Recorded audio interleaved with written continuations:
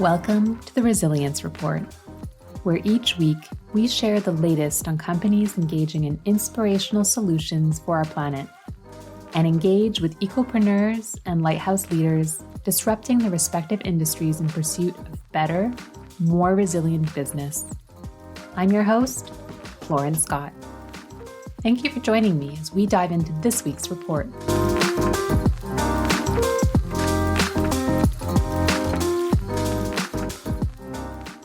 Don't get me wrong, I love hearing about sustainability at companies of all sizes. But to be honest, what really inspires me is seeing smaller companies tackling social and environmental impact, not because they have to, due to shareholder or governmental pressure often seen with larger corporations, but because they want to.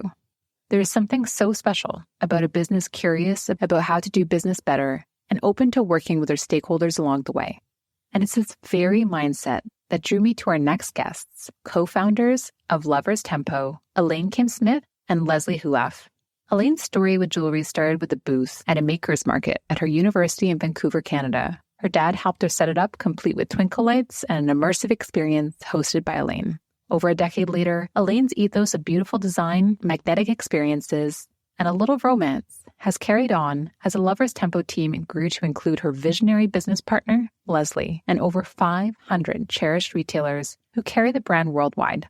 Today, their tight-knit team of creative women spend their days finding new ways to spark delight from their studio in Vancouver, Canada. On this episode, we discuss the company's sustainability journey, including their sourcing practices, sustainable packaging, and carbon neutrality efforts. Elaine and Leslie also share their experiences with both B Corp and living wage certifications and how they carefully select their community partner organizations. They also dive into what I think is so unique and inspiring for our listeners, their Full Circle Artist Program, which repurposes end-of-life jewelry materials into new art pieces to promote sustainability and support local artists. Finally, we look at the surprising parallels between entrepreneurship and sustainability and how both are ongoing processes without a clear end, requiring patience, perseverance, and the ability to lean on others for support. Not only is Lovers Tempo jewelry absolutely gorgeous, but so are the personalities of Elaine and Leslie. The way the two of them approach business and life with a sustainable and abundant mindset is incredibly inspiring, and I know that you're going to love hearing from them on today's show. Our listeners of the Resilience Report are going to get double the value today because we have not one but two leaders joining us from the incredible company Lovers Tempo. We have both Elaine, their CEO, and Leslie, their COO, joining us. So welcome, Elaine and Leslie. Thanks for having us.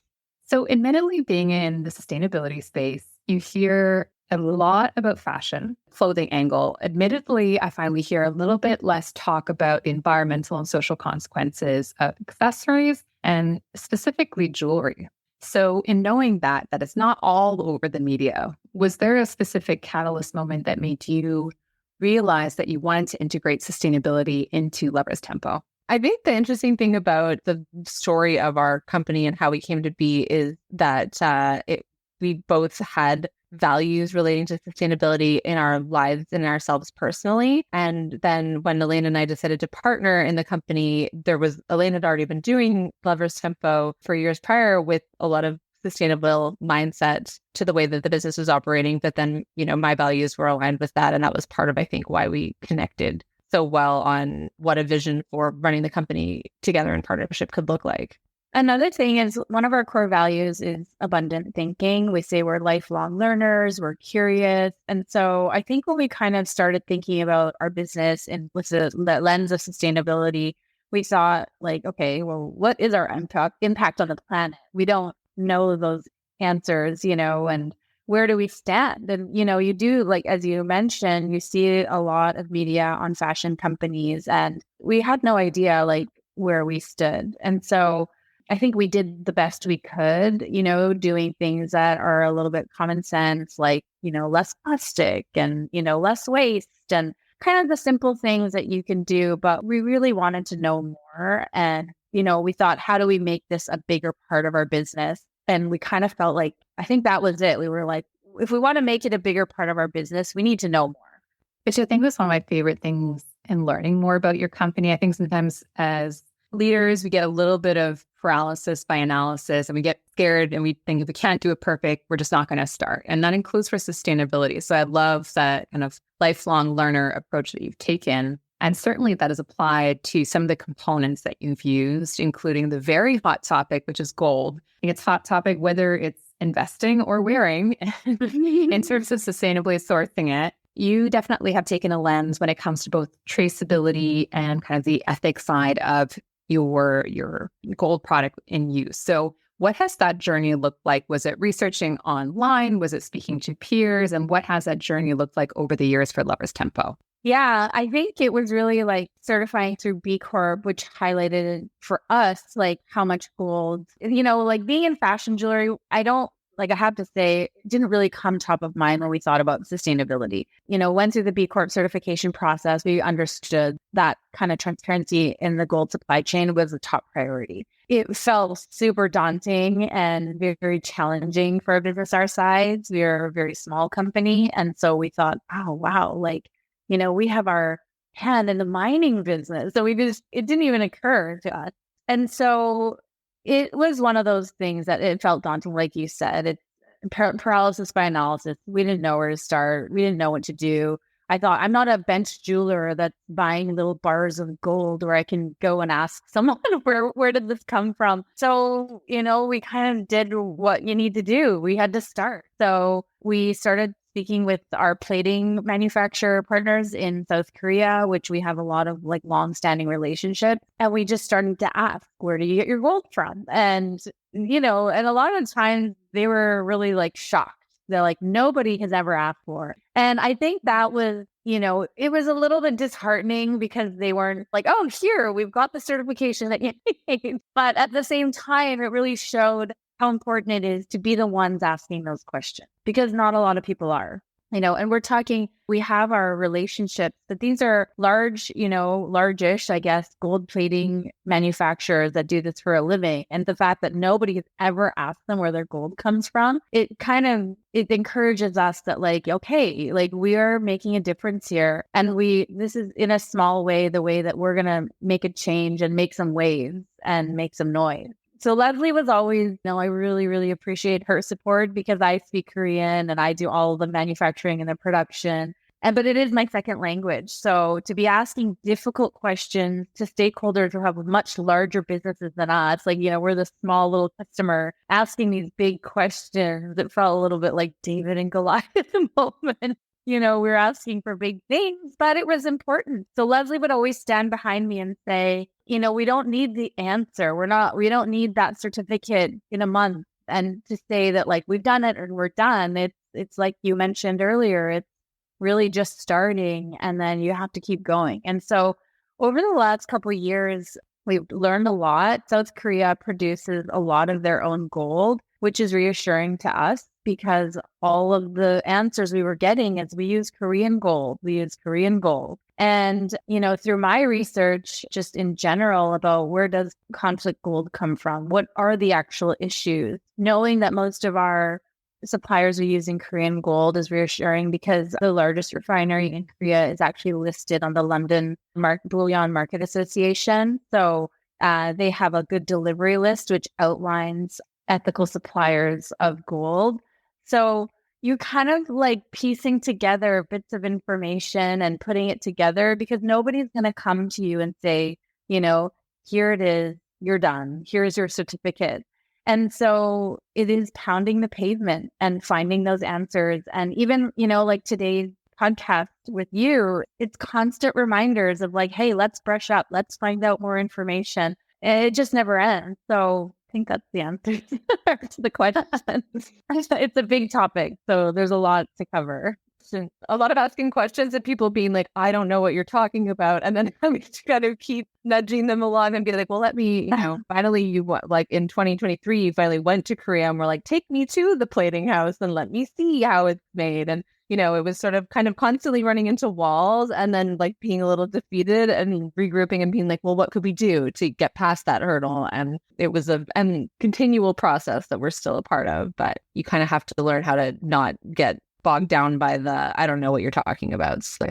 Well, I would love to double down on that a little bit because I think what is so important is bringing your suppliers, your whole value chain along with you. So how have you navigated that? It sounds like this particular supplier, you're able to have those conversations. For other suppliers, you feel like it's a conversation and you're bringing it to them. Or what does that look like to be collaborative and trying to raise everybody up all together? It feels good. I think a lot of them at first, they get a little bit resistant. They get their backs up because they think that they're either doing something wrong or you're looking for something to like catch them in something. And then when you really like come together and they find the answer that like, oh, we're getting Korean gold or whatnot. I think it's just enlightening for them. Like you kind of collectively like breathe the sigh of relief that you've come to the same conclusion, that, and I think that is the thing is like, you're kind of trying to show them that you're asking these questions, not because you're trying to point a finger at anybody, but you're showing them that it's, something that you value and it's something that you're trying to understand. And I think that a lot of the times they just want to like sign off on a piece of paperwork, or they think that it's something just like they can just pass the buck. And when we, I wouldn't go away. Like Leslie said, I literally showed up to the plating facility and we've done a lot of like asking questions, and yeah, it takes you through a journey, but I think that it's about humbling yourself and knowing that like nobody's trying to point fingers. We just want information. And I think that really helps people come along the journey and even understand for themselves. Like one of our suppliers was like, oh, it's so cool. I learned how much gold that Korea produces. It would be silly for anyone to import gold into Korea. Information for everybody that they wouldn't have known otherwise. I think one thing that can happen is like nobody likes to feel stupid. So when you ask people questions that they don't know the answer to, you can kind of get defensive or uncomfortable. And I think we have probably felt that way at points in the business. I remember like years ago, someone like messaged or like commented on an Instagram post being like, where do you get your gold from? And it was like in the early days of our business, and Elaine and I were like, how do we even answer that question? That's a lot. But like, I think we're getting, you said humility or being humble. Like, I think we're getting better at being like, you know what, that's a great question and I should figure that out. And it's going to take some work. And so I think when we encounter that same resistance or discomfort from our suppliers, it feels familiar and we can be like, no, we've been there. It's okay. This is hard. Let's figure it out together. I love that approach. I feel like it's very collaborative. And I'm sure part of your journey also, and many companies, is looking at packaging. I think it's also a very hot topic right now. I know that there have been different iterations that Lovers Tempo has considered over the years. Is that something that you feel like you've had progress on and that you can share with our listeners?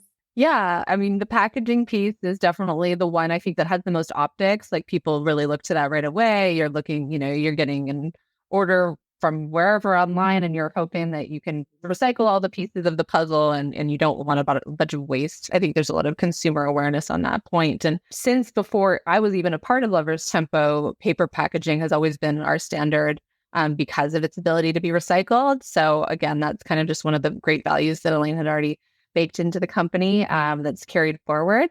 Recently, we've transitioned all of our paper packaging to be FSC certified recycled paper wherever possible, and making sure that all of our like larger packaging, like boxes for shipments and things like that, contain recycled content.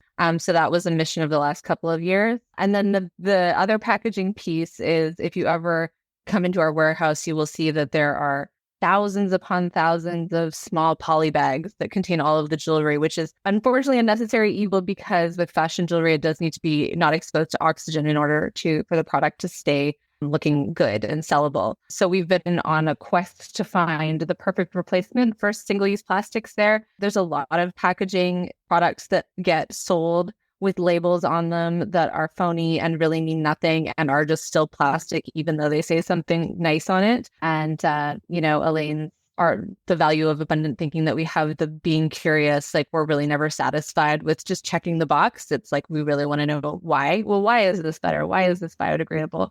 So Elaine definitely went on a mission to get to the bottom of that and found a product that is bio-based and biodegradable that we feel really good about to migrate all that throughout the rest of this year. It's so important to dive in deeper on some of those claims. And one of the ways to do that is certainly to align with different certifications available. And we mentioned B Corp at the top that I definitely want to dive into because our listeners, right in with a lot of questions. So I want to pick your brain on that, but there are a couple of others that you've aligned to. One that I'm actually less familiar with, and I would love for you to share, which is that you're a living wage employer. So I can kind of read between the lines as to what this means, but I would love for you to share a little bit more as to why you've chosen to make that part of the process and what has that even looked like as a journey for your organization. Yeah, so living wage employer is kind of a movement sort of thing similar to B Corp. Obviously, you can probably, as you said, read between the lines and understand what it is, but a minimum wage standard exists on a government level, but it really doesn't account for the reality of what it costs to live in any particular community. And the cost of living fluctuates whether you live in Vancouver, where we live, or if you live in Calgary or Toronto or Montreal or, anywhere rural. There's like a big difference in like what life costs there. And so we have always kind of had an ethos of like, we should pay people well so that they are content to be living here and working for our company and feeling really good about their lives. But through the B Corp certification process, we were introduced to the idea of the living wage movement, which is a body that evaluates what it costs to live within a particular area and sets a fair living wage. So it's much higher than the minimum wage in BC is around like $15, $16. The living wage in Vancouver is almost 26, or it's over $26.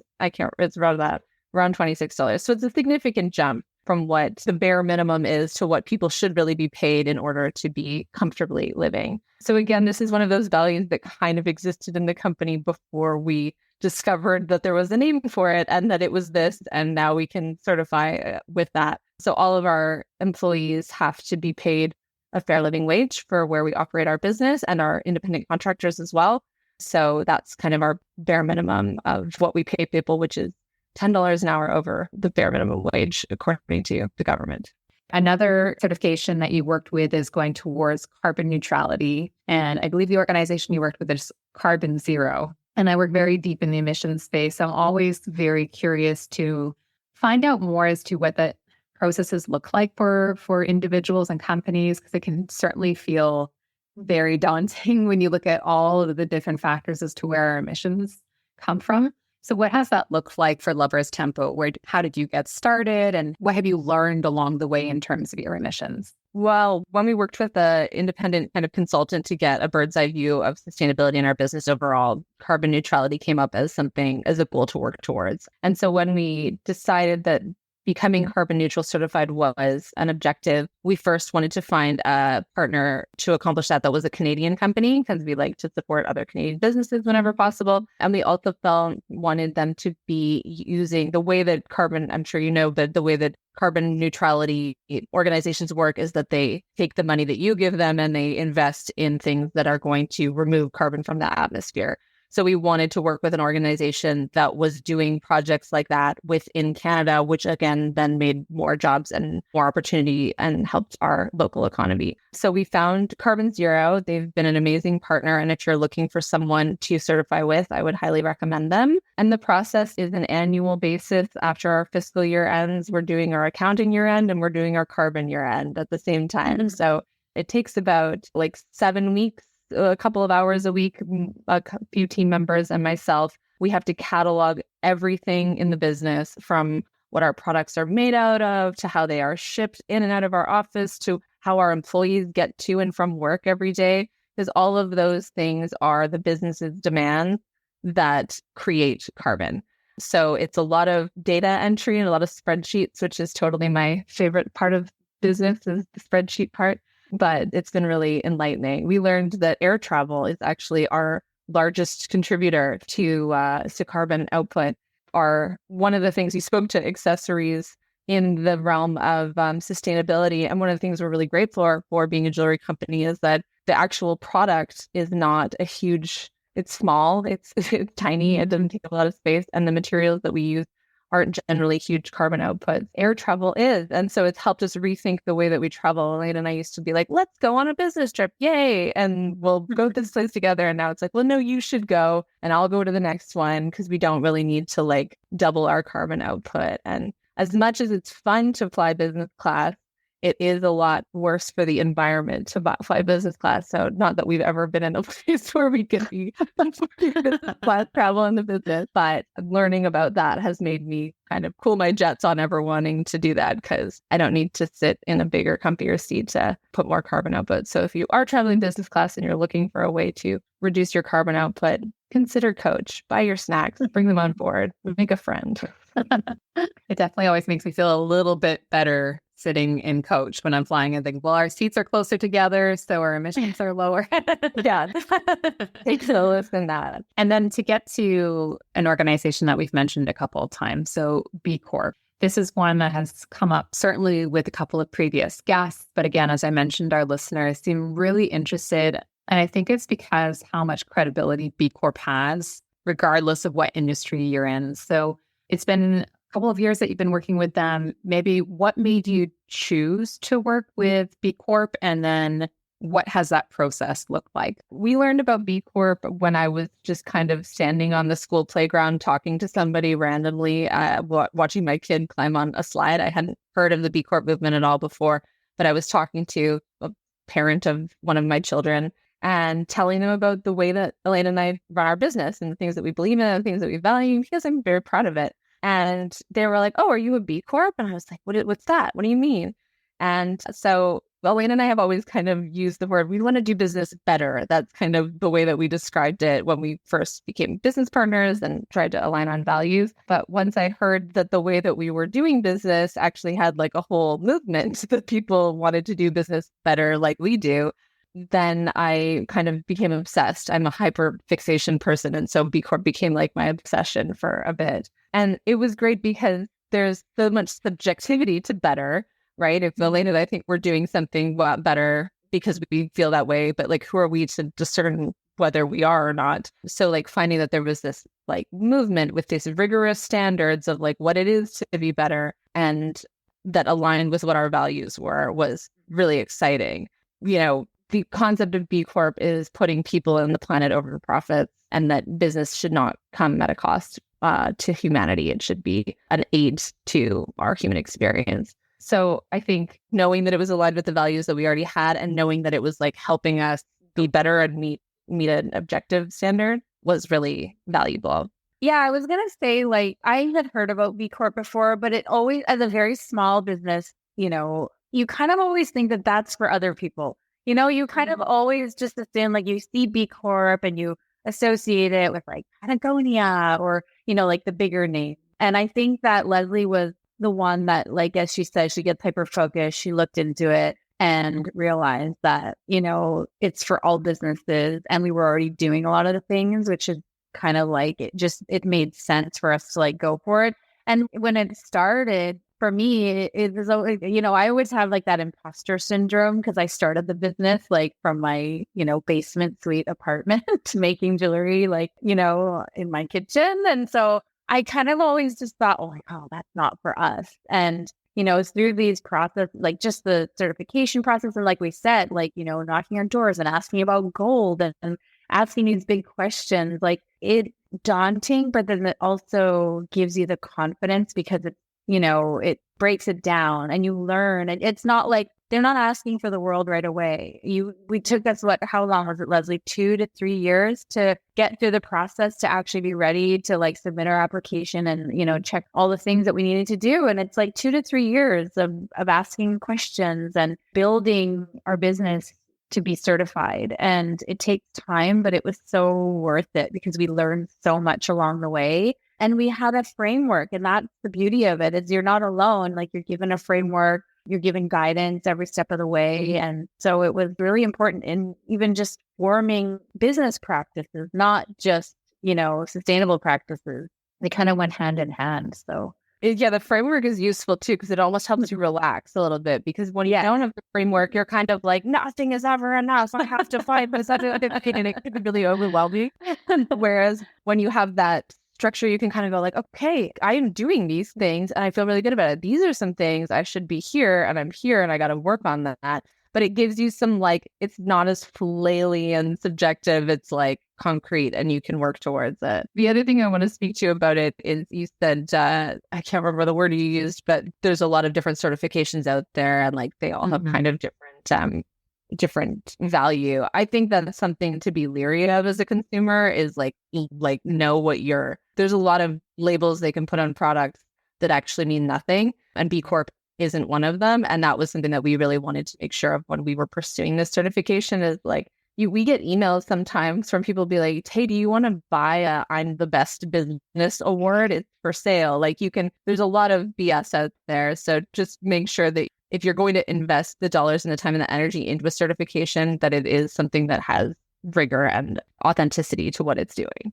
I love that you bring that up. Actually, both of you are talking a little bit about being a smaller organization, how it can feel like a huge task, and it might just be easier to pay for one of these certifications.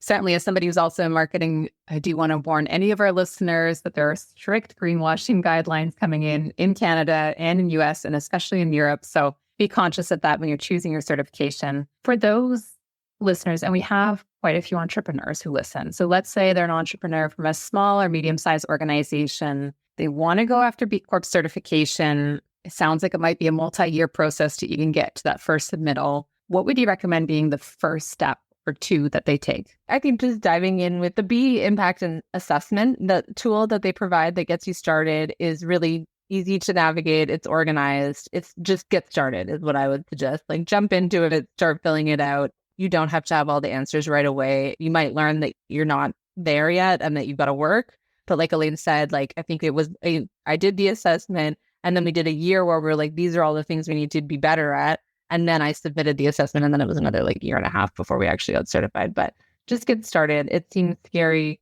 and overwhelming, but you can chip away at it. There's no timeline that's set in the sand. Just jump in. Yeah, I think that's the thing is like if you've got your values, you hold them close. And even if you don't get certified right away, or if you're not ready to even like apply, I think, having those values, like going through the impact assessment and understanding what it takes to get certified kind of helps you create that framework, right? As an entrepreneur, you're kind of starting from a blank slate. And if you already know you've got your values, you hold them close.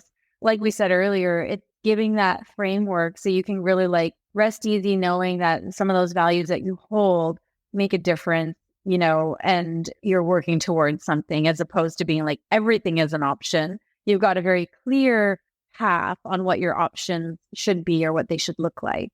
And going through that process is not only like useful in terms of getting certified, but it's really going to improve your business as well. Like a lot of the things that were surfaced as we're going through the certification were glaring omissions in the way that we operated our company. Like we didn't have good policy documentation for our staff, which we kind of were like, oh, we're a small business, it's fine. We don't need that. But like having clear policy and sharing that with our employees has made things clear and easier for them to understand. Clarity is kind, and you need to be able to give that to your employees.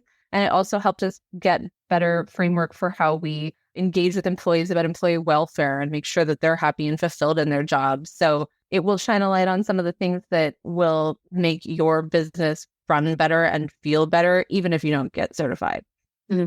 That's all so true. And I'm going to steal that statement of clarity is kind. I think that's so important, and clarity to our consumers as well. And one thing that I love that you had on your website, because I care a lot about the end of life of our products, and you have something called the Full Circle program. Can you share what this is and just the details? Because I was digging into it a little bit and I just think it's so innovative and certainly something that you don't see in the space. If you could share more about that. Yeah, the Full Circle Artist Program really did come from addressing that aspect, end of life of our product. And as Leslie mentioned, like we are in jewelry, we're not creating a ton of waste. Our product is quite small. We learned that, most people don't just like throw jewelry in the garbage. They donate it, they give it to friends. So we felt really good about that, except we wanted to have an answer to what is the end of life of our product and how can we use that to complete the cycle. But also, we kind of wanted to engage, like art has always been near and dear to my heart. I started this company as a creative and always kind of felt like that was the core of like what we do is we are creative and artistic in our endeavors. And so we thought, what a cool way to kind of address both things through one program. So we thought about, okay, so what if we could sponsor an artist, a local artist, to use some of our end of life, either supplies, materials, or jewelry itself that's been damaged by consumers or during the manufacturing process, to spark conversations about sustainability, end of life, consumerism, but also to kind of put that twist on it and talk about arts and being creative. Because I think sustainability sometimes, like, being an entrepreneur with our values in sustainability, it feels heavy sometimes. There's a lot of work that can be done. There's always more to do. And at the end of the day, though, like, we kind of wanted to do something that made it feel more approachable, and also just to support artists. Like, we live in Vancouver. It's much like Montreal, a very big, vibrant, creative community. And so we just kind of thought it would be the perfect blend of like some of our values. And it has been an incredible experience for everyone. I think, people who work in our company, they love the experience of, we do the call out, we get the applications, we get to see so many cool artists that are in our area when they go and they submit their application. And then we get to go through the process of working with them for a year. We get to see their faces when they pick up the materials and they, they're like, oh my gosh, it was like Christmas when I opened the boxes and saw the, it's just so cool. Then from their perspective, it's been really neat to see how excited they get. They love kind of challenging themselves with like working with a completely new material. It's just a way, it's a time for them to kind of flex their creative muscles as well. So it was kind of just like an idea that I had, and it's been a really beautiful part of our journey in terms of sustainability, because it allows us also to kind of broach that conversation with our customers in a more natural way, because we're talking about our product. Sometimes it feels like, again, like there's great companies out there like Tentree, where their whole mission and brand and product is kind of rooted in sustainability. And for us in the beginning, it felt like we were a bit out of left field, being like, oh, we're a fashion jewelry brand where we just make products. And it felt like, how do we come across this conversation in a more natural, authentic way? Because, there's who we are as people, but then who we are as a brand. And it felt a little bit like greenwashy to be a brand that all of a sudden started speaking about sustainability, even though it wasn't as natural and apparent in our overall brand, brand voice. So I think the Full Circle Artist Program really was kind of like the key moment where we were like, this is the way we can really incorporate so many different values that we have, speak about sustainability from a very authentic place, and kind of inject it into our communication in a way that felt really like authentic and approachable to our customer, that didn't feel so daunting and heavy. I know another community connection that you had is through a specific collection that you've done. You've done the Riot collection, where you've worked with a community organization. Can you share a bit more about this? And then I would also just love to pick your brain for our listeners who are thinking about creating partnerships with certain local organizations and are trying to figure out, okay, well, who do we partner with, whether it's donations or collaborations? How do you think about that when you work through these different collections? Yeah, that's a great question, and something that we had to put a lot of thought into over the last couple of years, because we've done a fair bit of this now. The Riot collection specifically started when a customer reached out to us. We had this little gold necklace that was a rainbow shape, and they were like, you should make this an actual rainbow necklace and give back to an organization. And we were like, we should do that. That's a great idea. And so once we started that product development, we were like, okay, well, what organization do we want to support? So some of our team members did research to find different organizations. When we are looking to partner with other organizations, we do a lot of research. We read about them. We really value transparency. We want to make sure that our values are aligned. And so we found a couple of really good contenders for this partnership. And it was a tough choice, but we ended up deciding to partner with Community, largely because they were local, and then the types of services and supports that they provided were really, really meaningful to the people that were receiving them. I actually know people, my neighbors included, some other people that had told me about Community and what an amazing resource they were for their family members. So, or when we decided to partner with them, we really liked the youth programs that they offered. They have counseling services and they have some great programming for seniors and older adults, which you maybe wouldn't necessarily think of the fact that 2S LGBTQIA plus older folks run into obstacles later in life, like when they are going into a care home or things like that. There's other factors that impact their ability to feel included in their spaces. And so having resources and queer community support for them is really meaningful. So we loved all the different works that they were doing. We vetted them through our kind of value alignment process, and we saw a lot of alignment. And it's also just a lot of fun to partner with an organization that's so ingrained in the Vancouver queer community. They have amazing events. There's really lovely people that are there. And it's been really rewarding for me as a queer person and also as a parent of a gender diverse child. It's just been really nice to have this partnership with this organization that our business gets to give back to, but also does things that I can see having meaningful impact on people's lives around me all the time. I would say too, I think one of the things that you were asking is like how, like if we would suggest how to find organizations. Like I think Leslie has demonstrated, it's like, organizations that are doing important things and meaningful things are obviously top of mind. But also we look for organizations that have a lot of transparency on how their funding is used. That is something that is super important to us because we know that, like any business, charitable organizations can have a lot of bureaucracy. There's different levels of quality in that. So we do like to make sure that like every dollar that we raise or donate gets used wisely. So we like to kind of challenge, by like looking into their business practices as well. There's a website that we've referenced before for larger organizations when we've done fundraising and give back called Charity Navigator that does a lot of that work for you. For small local organizations like Community, it doesn't show up on there. But if you're looking to donate to a bigger company or partner with a bigger charitable organization, I should say that's a good resource to check and see if they're on there. Thank you for those tips. I think those are fantastic just to kind of get that baseline. And you also mentioned a partnership that you had earlier on, or at least a collaboration where you pulled in an outside consultant to kind of help start with the sustainability journey. Is this something that you would recommend for those entrepreneurs who are listening, or maybe even leaders of small to medium-sized organizations that have decided, okay, we really want to take sustainability seriously. We're not 100% sure how to do it. Would you recommend that consultant format, or maybe even as a first step before hiring somebody just to do sustainability? What are your thoughts on that process? Yeah, we reached out to somebody locally and it was an immense value for us. I think that was the first meeting where we kind of were like, okay, we're going to take this seriously. So let's invest some dollars into learning more and finding out that, it was kind of like I said, it was the lifelong learner, the curiosity part that really sparked that need to bring someone else in. And it was amazing. It was really eye-opening to kind of see our business with that lens of sustainability. It was where we learned about the UN Sustainable Development Goals and the fact that sustainability has like such far-reaching facets of, it's not just about like the planet or the environment, as you would maybe assume, things like hunger, education, gender equality.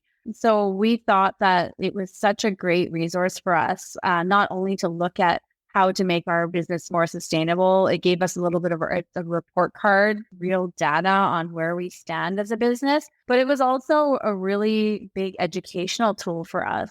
Like we said, like things that were already important to us, like, gender equality and, education, things that are not typically associated with sustainability were brought to the forefront for us. So it really gave us a lot to consider within our business. So I think if you are able to, it's a really great place to start, just to give you a bit of a report card, some educational tools on how to look at your business. I think that was where we learned about the air travel being our, we kind of thought, oh my gosh, when we started, we thought like fashion brands, like what about our product and, where's the waste and how much plastic should we, are we using in the business? But it was really eye-opening to see that like, one less flight in a year would make more of an impact on our business than, poly bags that we're using to protect our jewelry, which is also important for our business because you have to look at, the things that you need to do to maintain your business, right? So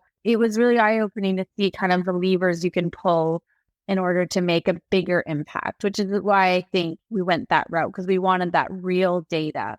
We didn't want to just do the thing where it's like, okay, we're going to get rid of all the plastic and stamp everything is recycled. Meanwhile, we're flying all over the world, producing more carbon. Because I think that's essentially what the pitfalls we didn't want to fall into, is just going based on what looks good and what our assumptions are. We wanted to make a real difference and, address those problems. And I think being a business of our size, and I'm sure this is the case for a lot of like small to medium sized businesses, like it's just really not realistic for us to have an employee in the company that has like the level of depth of knowledge in this regard. I mean, Elaine and I both are passionate about sustainability, but we don't have an education in how all of this stuff works. And I think it's, as an entrepreneur, you're juggling so many other balls in the air to be like, now I have to be an expert in everything sustainability is a big ask.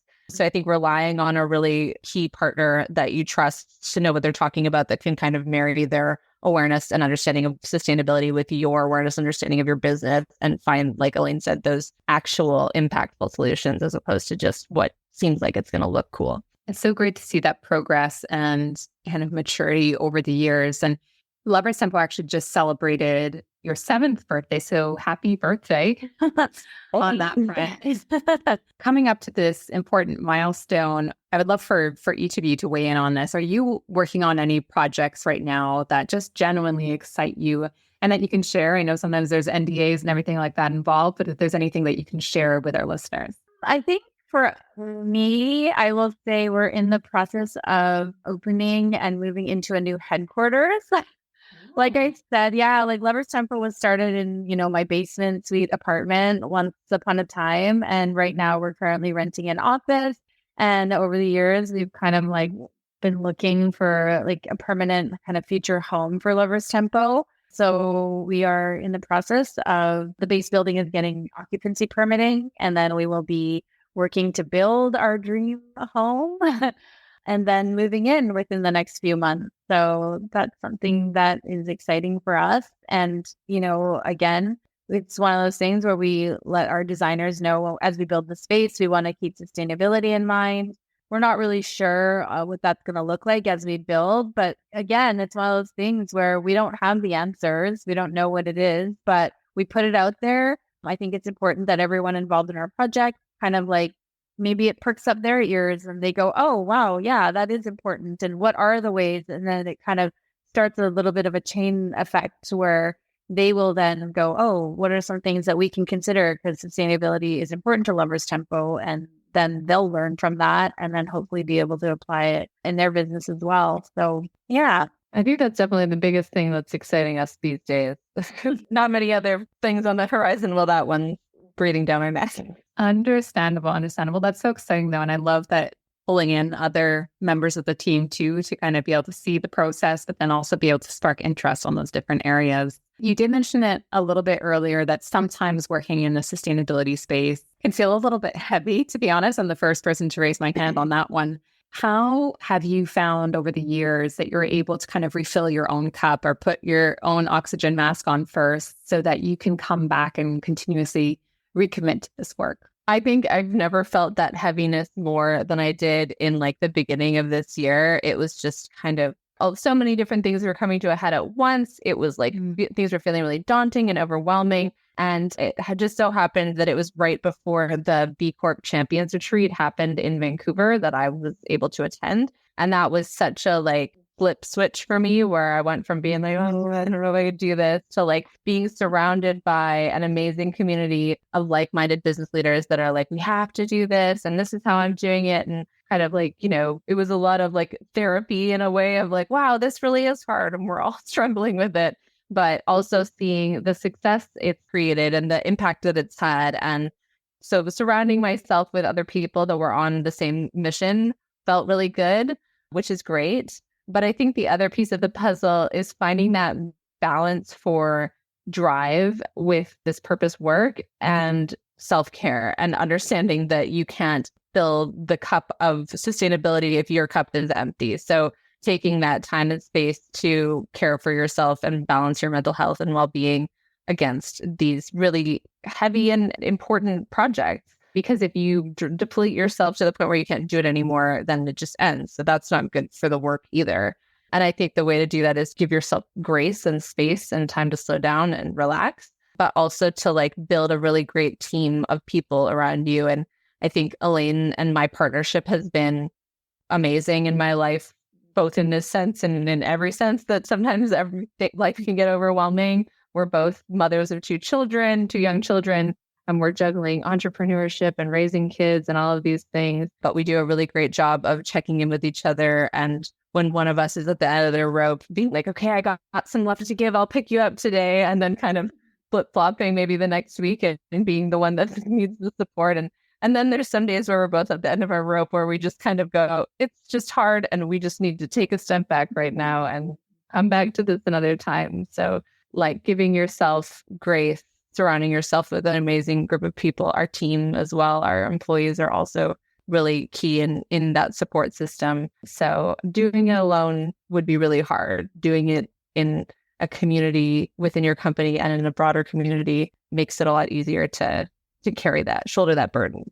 I think too, it's like entrepreneurship and this work and sustainability are kind of like they go hand in hand where there is no end, It's like, I think as a small business owner in the beginning, I always had this illusion that when I got to this point, I was going to be done, and then you get there and that line just got further. And I think that is the same in our sustainability work. And for me, it reminded me of what that exhaustion felt like as an entrepreneur to kind of always be like waiting to feel the satisfaction of reaching the end. And then, 7 years in, there is no end. And that's kind of the way that we look at our work in sustainability, is that we have to just be comfortable with that feeling that there is no end. And once you accept that, I think it's easier to understand the pace at which you need to kind of go. And there will be ups and downs, and you're going to lean on people along the way. But it's kind of just like this lesson in patience and perseverance, like understanding and being accepting that, you're never going to achieve an end. Nobody's going to say you're done. So it's just surrounding yourself with people so that you can kind of like lean on people along the way and accepting that it's a long journey with no end in sight. I think we've talked about when we did a lot of work on the brand side about like how we wanted to speak about sustainability in our company. We talked about it being a journey. It's not like a milestone. It's not some sort of like end goal that we're going to get to. And we use the language planting the seeds for a sustainable future. You have to plant the seeds and you have to let them grow. And it's not going to be done. It's an organic thing that's an ever-changing process. Well, I would love for our listeners to be able to follow along with that process. Where would you recommend they check out, obviously, to see all your sustainability work, but also to see your incredibly beautiful jewelry? So where would be those best places? I guess online. Yeah, and you could follow us. Instagram is where we post a lot of updates as we're going along. If you subscribe to our email list, you'll get kept in the loop about all things Lovers Tempo, including our sustainability journey. And you can read more about how we exist as a company and our sustainability at loverstempo.com. Thank you so much to both of you. I find your approach is so refreshing. You're both so curious about sustainability, and I love that abundant mindset. I think it's exactly what this movement needs. So thank you for all that you're doing. And we do love to end every episode with the same question, which is, what do you think it will take for businesses and leaders to be resilient going forward? If you're talking about kind of resiliency and the collective resilience of humanity, I think one of the big pieces of the puzzle that's missing, to be frank, is accountability for larger corporations. I think we see small businesses being resilient all the time, especially over the last 4 years. I mean, it's been curveball after curveball after curveball. I think that all of the small businesses that I know are being resilient every single day. And I would love to see the consequences and the accountability for larger corporations be more. Yeah, I think I agree. I think the last 4 years have been so hard on small businesses. And we've seen the stories recently, actually, just last week, we know about the wildfires in Jasper. We had one of our small retailers there just email us a story that they've lost every single thing that they owned, through the fires. And their email to us was talking about how their business was still standing. Their main priority is to open their doors and to ensure us that they were going to pay their bills. And for us, it's like, if that doesn't show resilience, I don't know what does. And so I think from a small business level, we see that resilience of small business owners getting up and opening their doors and doing what it takes to make it happen. And we really just need to see change on a larger scale, some support at the government level, larger corporations, to kind of boost our morale because we're doing it every day. You certainly are. And thank you for all that you're doing. It has just been incredible, honestly, learning about Lovers Tempo, what you share. Whoever's doing your marketing, I don't know if it's one of you or maybe your team is phenomenal. So hats off to them. But thank you so much for joining us today and sharing a little bit more about what you're doing. Thanks for having us, Lauren. It was really nice to have this conversation. Thank you.